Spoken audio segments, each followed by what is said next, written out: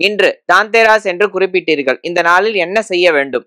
தாந்தேராஸ் நமக்கு ஐஸ்வர்யத்தை கொடுக்கக்கூடியது. இன்னைக்கு நம்ம யம தீபம் ஏத்தக்கூடிய ஒரு நாள்.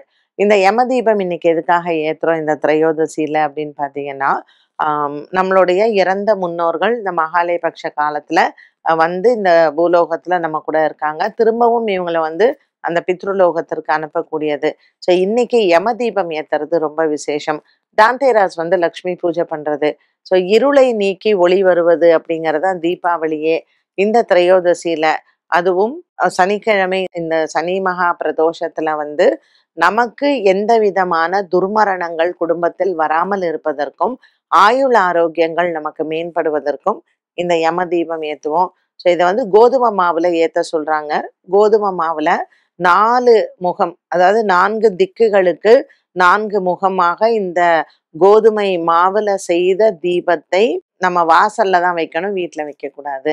ஸோ வெளியில நம்ம 4 முகமும் 4 ஈஸ்ட், வெஸ்ட், நார்த்து, சவுத்து 4 முகமும் இந்த தீபம் எரியணும். ஒரே ஒரு தீபம் ஏற்றினாலே போதுமானது. ஸோ தாந்தேராஸ்ல நீங்க யம தீபம் ஏற்றி குடும்பத்தில் இருப்பவர்களுக்கு ஆயுள் விருத்தியை செய்யலாம்.